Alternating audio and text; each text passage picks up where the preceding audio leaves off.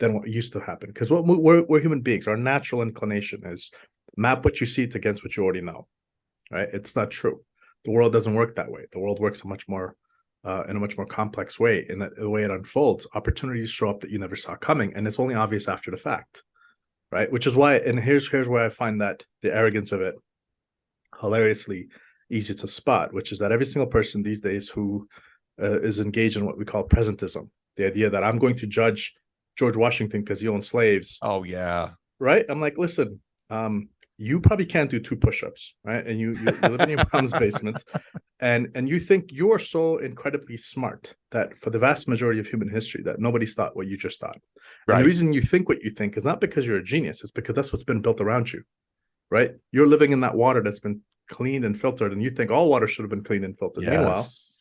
if you lived 500 years ago, or if you lived 100 years ago, hell, if you lived 50 years ago, you probably would have been one of those racist people who actually hit black people on the streets. So please get off your moral high horse. And let me tell you another story. You're not actually on a moral high horse. You're actually on a donkey, and you're riding it backwards. You just think you're on a moral high horse, right? Well, it's the benefits and the comfort that have been unearned by the people who have them that don't understand the things that were required to survive in previous days. It's like the largesse that we live in that are on the backs of everybody who came before us that are all of a sudden these moral monsters.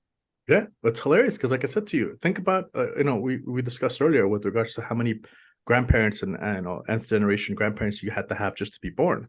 Yeah. And my culture, the reason I know this viscerally a lot more effectively than most people around me is this, right? I come from a province in Afghanistan that had the Northern Alliance built into it. So we were the only people who fought the Taliban before the Americans came in. The leader of the Northern Alliance, his name was Ahmad Massoud. His team single-handedly was fending off the Taliban for years before the Americans came. When the Americans came, they basically the Taliban sent in a camera crew to interview Ahmad Massoud, and they put a bomb in one of the cameras, and that's how they killed him. Right? Oh, right. Now, that same province to this day is actually where the resistance continues. Even after Kabul fell, that province in Panjshir, which is the reason it works is it's geographically locked. When the winter comes, you're not going to survive there because it's mountainous, it's crazy cold. And if you're gonna go and you're gonna survive and you're gonna put up a resistance, and I hate that word because Twitter ruined it, but if you're gonna put up a resistance, that's where you put it up. Now, the reason I know that and I recognize that fact is that people who live under those circumstances, sleeping 3-4 hours a night, traveling constantly, engage in various issues of battle, literally for life and death. Yes. The lessons you learn from that are totally different from, oh my God, I went into Yogan Fruits today and they didn't have my flavor. I feel so oppressed, right? It's like the contrast couldn't be more. And the level of contempt that you can generate from just recognizing that couldn't be more. But you also recognize the fact that, you know what, this is beautiful. I have a closer link to reality than you do. Mm-hmm. And that allows me to arbitrate the information that's coming in and bet against you. And so I'm going to exploit that asymmetry of information. Now, at the same time, I want to help you. I want you to recognize how easy it is for you to get to the situation I'm in, which is I'm going to lay out Dostoevsky's point of view, which is that the devil has one thing he cannot do, which is he can't be grateful. If you are grateful, right, he can be everything. He will never be grateful. Right. And one of the tricks to detecting people who you shouldn't really get in bed with, and I mean that in multiple ways, is that if they can't show great gratitude. Right. That means their level of entitlement is so deeply ingrained that they think they're God on earth. Right. Yeah. And that's what the devil does. Every single sin is possible. One thing that cannot be done is to show gratitude. I mean, I was certainly possessed by that problem for, a number of years, was the lack of gratitude for where I was. And, life has a way of humbling you, though, over the time. Of course. And I tell people all the time, and again, I'm in the same boat as you, right? I had that same, when I had my first startup company, I couldn't have been more of a tech bro, arrogant piece of trash. You couldn't, if you took all the epithets of what that tech bro means and all the negative connotations with it, you couldn't possibly package that into something that would remotely come close to what I was, right? But reality has a way of humbling you, as you said. But I realized after the fact, I said, you know what? There's a lot of strength if you recognize that before the fact. If you're humble enough to start with gratitude, to say, look, and to your point earlier about the whole idea of being a staunch atheist, the way I broke out of mine was I had three really bad trips. One with Mm. LSD, sorry, Hmm. two with LSD and one with shrooms. And here's what happened. Okay. Okay. So when I took the LSD, um, uh, I had a difficult relationship growing up with my father. So my father Hmm. was corporal punishment leaning. Let's just Yeah. put it lightly that way. Okay. And Yeah. so in our culture, that's essentially how they discipline children. Yep. Now, one of the things I learned is if you hit a child, you know what happens really, really quickly? A child learns how to lie because to Mm. avoid pain, they'll lie. Yeah. Right. Now, if you're a liar, that's good. It helps you avoid pain. But if you're smart and you're a liar, you start to believe in your own lies. Right. Yeah, man. That's for sure. Right.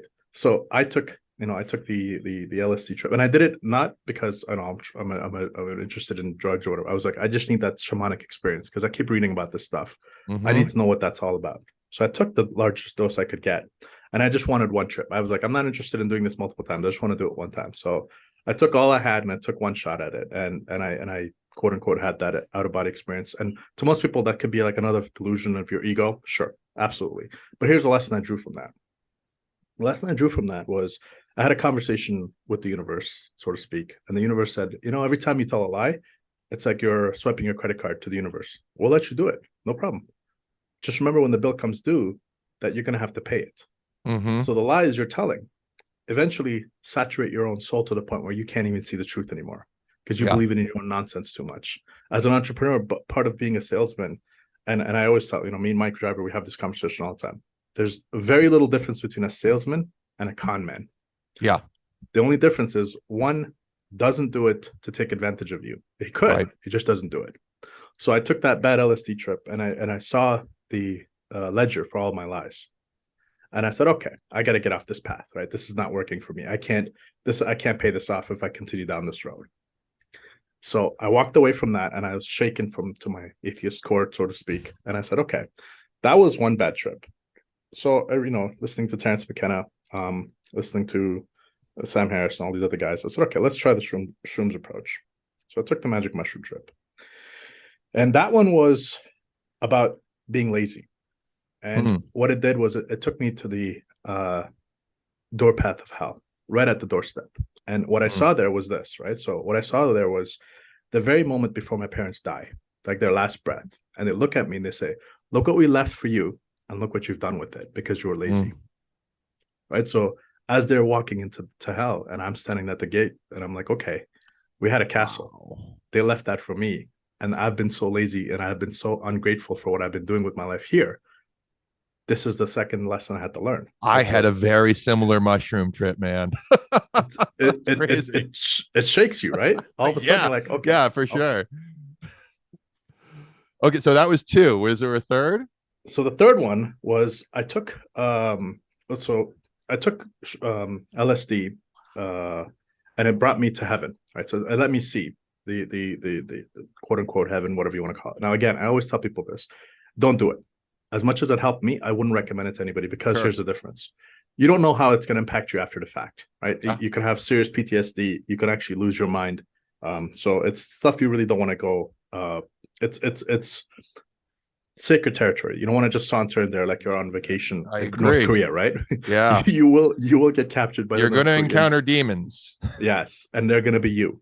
Yeah. And so and so when I took the trip that took me into heaven, what ended up happening there was I started to see that if I just stopped doing the stupid shit, right? And I just Hmm. started to do the simple, like just be grateful and everything else will work in its place. Like, you have a Yep. plate of food in your hands, it doesn't taste good because you wanted to have takeout. Recognize how much work was taken to buy this food when your parents had to walk to the grocery store in Yep. freezing weather in Canada to bring this food into you so that you can not go to bed hungry, right? If you start from that point of view and you say, okay, for me to be alive, how many things had to go right? I could have Hmm. been, and I tell people this all the time.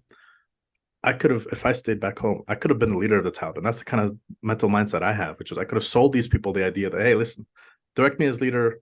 I know I'll be an arms dealer. We'll do all this. And Mm. back then I was completely confused, right? I have this ability that I can sit down in a room and talk to people and sort of convince them of pretty much anything I want to convince them of. And that would have been my way out because what else am I going to do in Afghanistan? There's nothing else to do. Yeah. the highest a pinnacle of achievement there, if I had been born in that and stayed in that situation, would be like, well, might as well join these guys. And once I'm there, might as well get up to the rank and ladder and file. And I'm that type of guy. I'm like, you know what? I want to be the leader. I don't want to be just the guy.